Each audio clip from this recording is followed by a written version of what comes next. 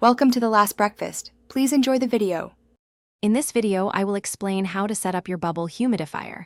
We'll go through each step to ensure you get the most effective and comfortable oxygen therapy. First, we'll gather all the necessary parts. Then, we'll properly fill the humidifier bottle with distilled water. Finally, we'll connect it securely to your oxygen source and discuss important maintenance tips. Let's get started for a smooth setup. Now, let's focus on filling your humidifier bottle.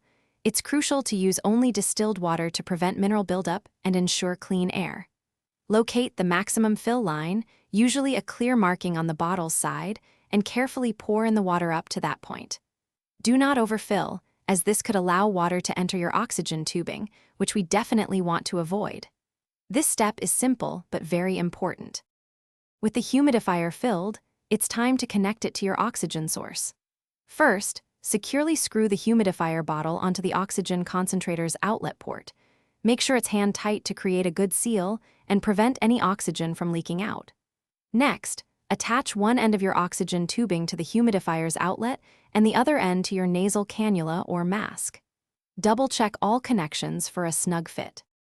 To keep your bubble humidifier working effectively, regular maintenance is key. Check the water level daily and refill with distilled water when it gets low. For hygiene, clean the bottle thoroughly every 2 to 3 days using mild soap and water, then rinse well. Finally, for optimal performance and safety, it's recommended to replace the entire humidifier bottle every 6 months. Following these simple steps ensures consistent, comfortable humidification. Thanks for watching. If this was helpful, leave a like and consider subscribing. See you next time.